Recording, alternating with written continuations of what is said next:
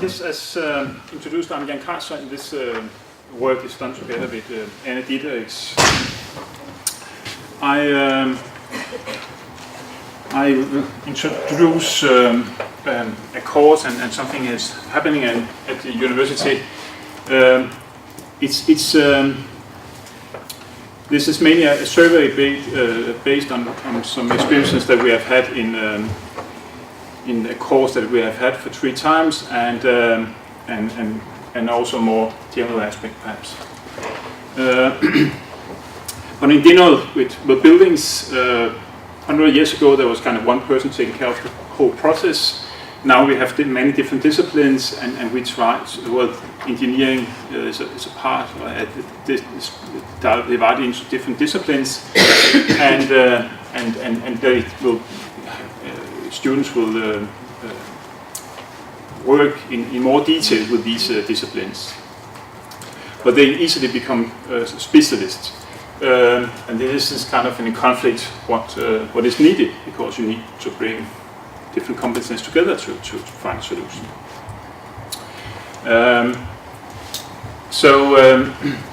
And also what has been experienced in, I think, in Denmark and many other countries is that within construction you have problem with different kind of battles between the architects and engineers, perhaps the contractor, miscollaboration, and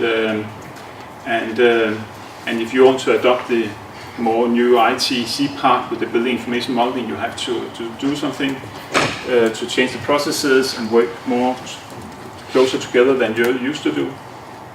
And so that's one of the reasons why we thought it was a good idea to have a course where you would bring students together. In industry, there's been a kind of partnering projects, integrated project delivery, so forth, different methods, and we get input from companies in Denmark. They want to also support this process of a more integrated way of working. So there's been formed a course. It started as a mandatory course both for architectural engineering and civil engineering students.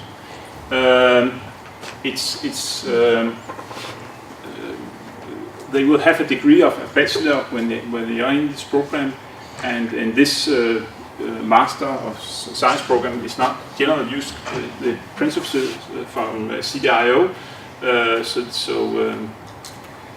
perhaps they should. At least we have some challenges. So this course is in the master program, so they are in the second or last 2 years of the education if they want to continue it or complete the education in 5 years, and they should work kind of 8 hours per week, and then in a 3 weeks period where they work totally and fully on this project. It's still at CCS point, and then I have formed the teams, so the students that signed up will be forced to work into groups. And the idea is that they should transform their existing knowledge into making a design of a building. We have had from 67 to about 100 students, and they are divided into teams. We have a number of professors, and actually mostly external people coming from companies, industry, to do much of this work today, as this seems to actually be the best solution. They are more probably willing to work with different disciplines and work together and be aware of these kind of problems. So just to inform, this is about making a kind of a high-rise building.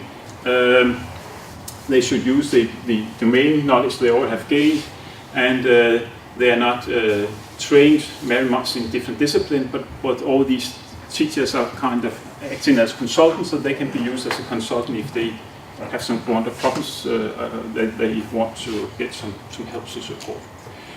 And there's a part that is they should use ICT in an integrated way.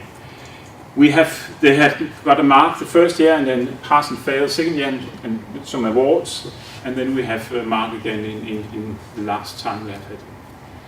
Seems to give better performance. Students are divided into 6 different subjects. A little bit different from each time, but some looking at design, some looking at the different technical aspects, and they are forced into a group, and then they last 2 years they have to define the role themselves within this group. We try to make a survey before the course starts to make sure that we form the group as best as possible. And there's at least one professor for each subject. So when this started, it was kind of similar. We forced the professors to work together, and we forced the students to work together. And we have made different surveys during the 3 years we have had the course, and for the first 2 years the professors that participate were not in the last one. We see it's also different. We have all the technical issues, but we also have problem that architects are having kind of different values than engineers, and people with different background have different values. So when you bring all these different people into one group, the group will get different answers because they have different values and look at different things. We had tried, at least to some extent, to have more, in some of the areas, to include more of this construction alignment to make sure it's better balance. And we have made some changes I will try to, if possible, to bring forward. We had about 40, a little bit plus students has participated in the survey that we have has made. Regarding the CDIO, it's mostly about design and implementing kind of solution only, unfortunately, to say, in a computer model so far. But some is looking at how to operate the solutions. So it's mainly in design. Then we have made a number of questions, and here we have tried to see how the teamwork has been, and it's actually been seen as fairly good, but it's we are a little bit surprised because this year we tried the students, or last time we tried to introduce the students to well-being in all the students. We tried to tell them more about teamwork and so forth, and this time we got the baddest result ever in the lower part of the scale. In general, they will say this is fairly difficult. My personal view is this is due to they're not used to work together. They are not used to synthesize courses. They are not used to work together on the same projects. Architecture engineers are perhaps a little bit more willing to work with different groups. Some of the civil engineering students probably have had this course because it was more or less mandatory to have the course. They seem to be concentrating, or the system, how they're making decisions is primarily by consensus. That seems to be fairly stable. Then we try to include more and more about kind of different groups and strategies, and just inform about this. So we use Belbing and inform the student the second year. Only some of the students kind of know that should have the project lead. So we decided for the third time that we had a course, and now it will be all students that should be introduced to this, and they should make their own Belbing test. But obviously we have to do something differently or skip it because it's more than 50% actually think this is useless or very useless. We failed in that area. We had a question which we have only have this question for 1 year, so it's only for last time we had the course. But we asked if this was somehow could be compared to a multidisciplinary project in industry. And here perhaps the scale should be put the other way around, but here is the kind of, there's not a strong disagreement, so it seems to be for those who's going to industry is going to see that this brings some value. We have had a lot of comments on from this year and earlier, and some will say this is the worst course they ever had, and these other students will say that it's actually more or less the first time we have had a course which is kind of at the university level, because now we have to come up with a solution, and we have to bring different aspects into that. But it's teamwork seems to be challenging. Some conclusions and some comments. I assume that time is running. It's collaboration has been kind of fairly good, but it's difficult. It's made groups mainly make decisions by consensus, and it seems to be a fairly good input to or introduction to how to work in multidisciplinary projects.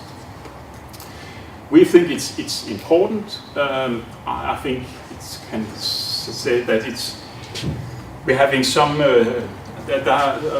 professors at the university with different opinions. Some feel that we should taught the student in mathematics and special methods, and not so much in design and bringing stuff together. That's something that they should learn in industry. Some of us feel it's important that this is included in the education. And also, if we want to have this in the long run, it's probably something that is a good idea to introduce this at the universities.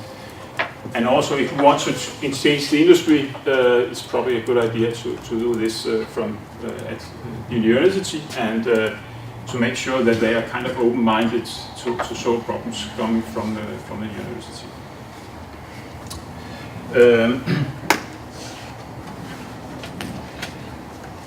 I can say that we are trying to make a survey now with people who has graduated to see whether this has been of any value or not. So we have about 100 students who asked from people who are in the industry now if they will how they will have seen this course and whether it's been useful or not to have this kind of collaboration and open-ended problems. But it seems to be a little bit difficult to get it adopted at the university.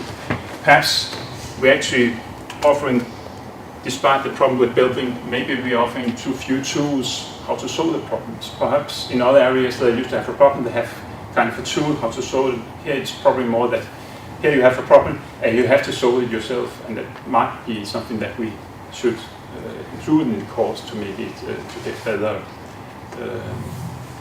feedback from students if we want to have this. But there's some pressure at the university to get the high numbers when you're making this kind of questionnaires and so forth. So this in my presentation is very short, but to try to stick to the time. Yeah. Okay, thank you very much.